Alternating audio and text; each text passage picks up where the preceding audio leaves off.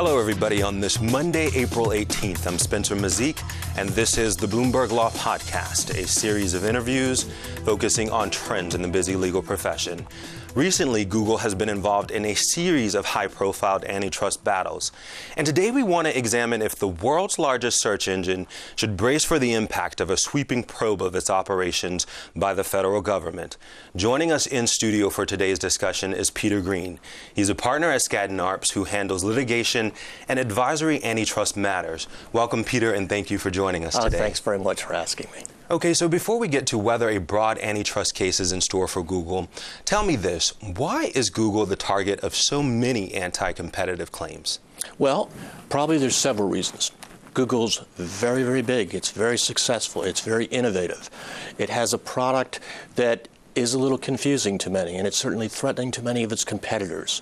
It's also generated several competitor complaints and complaints from various industry focus groups and some public interest groups. That's all kind of helped the mix of getting interest in antitrust in Google. It's kind of a modern-day Microsoft, if you will.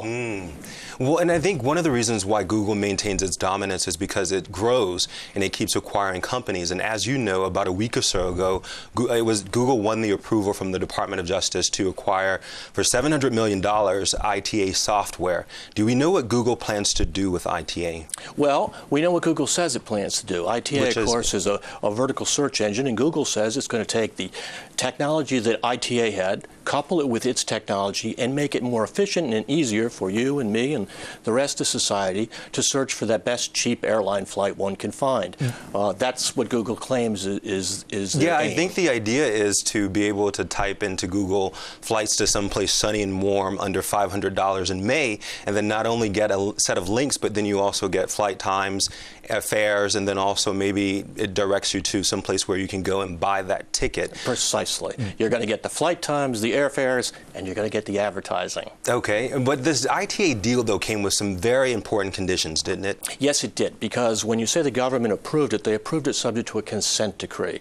And the consent decree tried to address the competitive concerns that the Department of Justice identified in their investigation. So under the decree, Google has to continue to support the ITA technology and continue to license it for 5 years.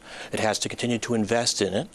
It has to treat other competitors in this segment equally and fairly, and if they don't, it has to give to the government every objection it receives, every complaint it receives that has somehow treated those competitors unfairly.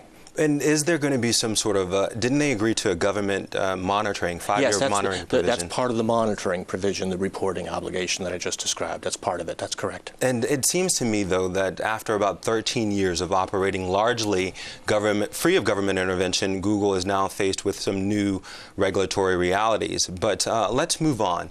What other notable acquisitions were made by Google in the last 2 years? Well, Google's engaged in a few transactions that have sparked antitrust interest. They acquired AdMob, a company called AdMob, that was an advertising, like a mobile advertising service. That's correct, for telephones and things of that nature.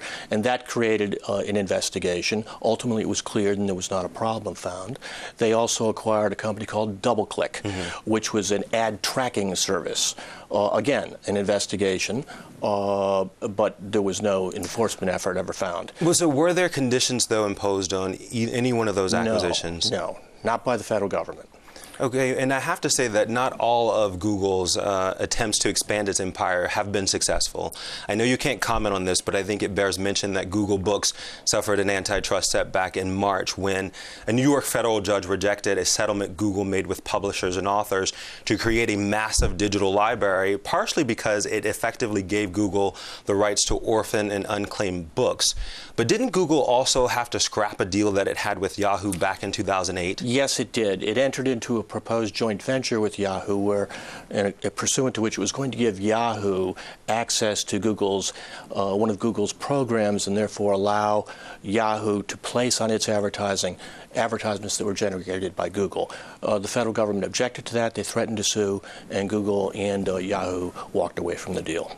And you mentioned this a little bit a while ago, but because of Google's dominance in the marketplace, many folks have been quick to compare it to Microsoft. Yes. During its heyday. Is Google the new Microsoft? Well, in terms of antitrust issues, in the broadest sense, they're similar.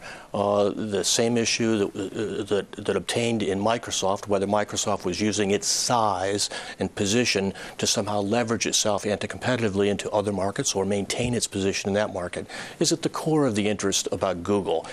But the types of issues, the specific issues, are a little different.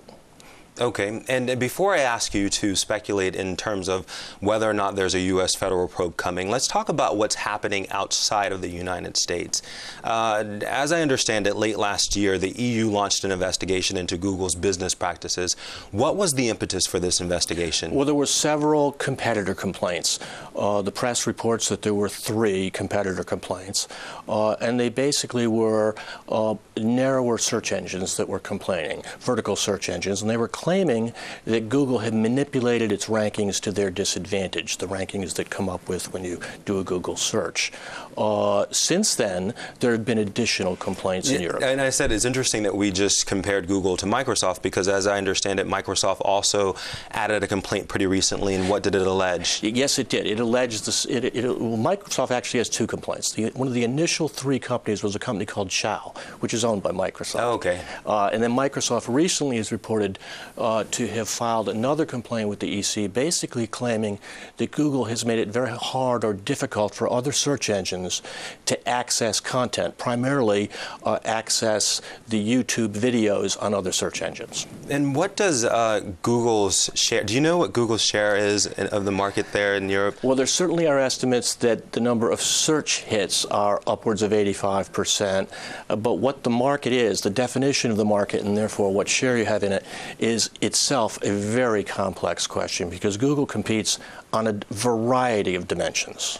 Oh, wow. Well, and I have to say that on Friday, Bloomberg News reported that there were other antitrust complaints coming out of South Korea alleging that Google is stifling competition in its domestic mobile search market.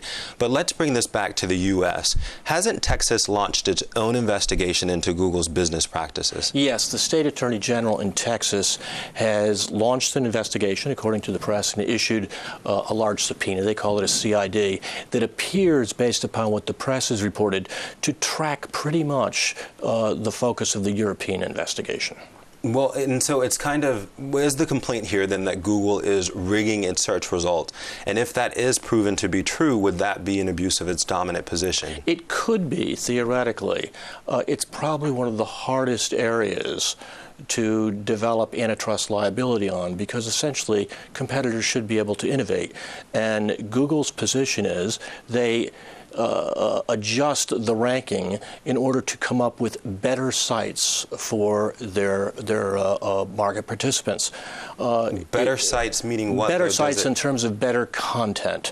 So they claim there's a pro-competitive purpose. They claim it generates a better search result by their manipulation of the rankings, and the competitors, of course, claim that that's not quite the truth. Right, and it's a better search result that just so happens not to include any of the competitors, maybe.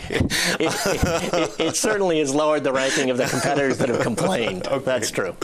So tell me then this, though. Is the Federal Trade Commission or the Department of Justice gearing up for a probe into Google's search business? Well, that requires a prediction, and predictions are hard. But I think it is highly likely that there will be a probe of Google's search business or the Internet search business. Okay, and does it matter who gets the investigation, be it the FTC or the DOJ? In some sense, it matters. How you handle the investigation will be somewhat different because of the various different structures of the 2 agencies.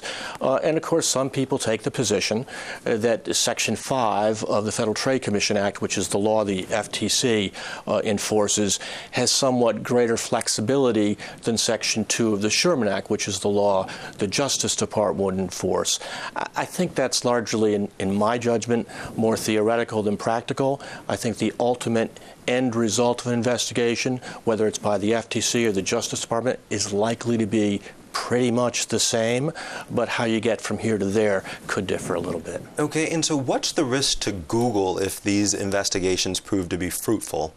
Well, that's a very significant risk because, and I think you just pointed it out, Spencer, if the investigations prove to be fruitful, there will be more regulation, more requirements on how Google conducts its business.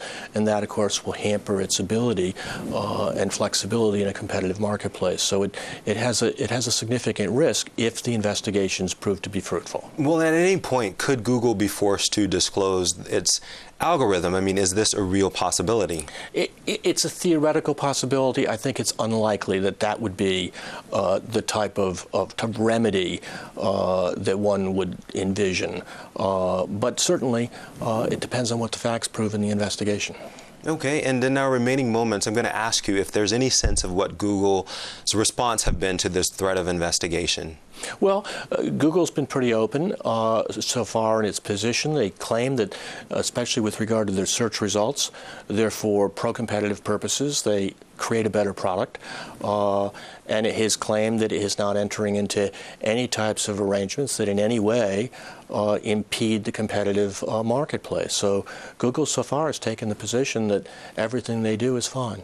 Yeah, and also I think they say that very solid alternatives are just a few clicks away. The competition is one click away, I think, is their statements. All right, well, we're going to have to leave it there, but I will say to be continued. We're going to see what happens here, and I know a lot of folks will stay tuned, but thank you very much for sharing your insight. We really appreciate it. Thanks very much. When we come back, our spotlight on contributed content. Back in a moment. Digital technology has transformed the way we live our lives. We can access any piece of information at any time from anywhere. We can share ideas with thousands of people instantly. Staying up to date with breaking news and events is easier now than ever before. All this lets us keep pace with the world in real time. Yet, have any of these innovations been applied to the way we research and practice law? Starting today, the answer is yes. Welcome to Bloomberg Law, the first and only real-time research system for the 21st century legal practice, created by the leading provider of data and information services. A single search feature with access to legal, news, and company databases provides you with powerful legal research results and a holistic view of your clients, filtered so you know the information you receive will be relevant every time. Customizable legal, financial, and news alerts keep you ahead of your clients and in tune with their world. An integrated workspace allows you to organize your results by client, by urgency, by topic, however you want it, and to share those results with people on your team. Log in now to experience Bloomberg Law. Now it's time for our Spotlight on Contributed Content. This is a segment where we highlight an article that was featured in one of our Bloomberg Law reports. Today's article comes to us from Ian John, Alec Chang, and Neil Stoll of Skadden Arps. The title of the article is Federal Trade Commission Abandons Appeal of Laboratory Merger Challenge. The article examines the difficulties the FTC and DOJ have faced challenging mergers in the healthcare arena.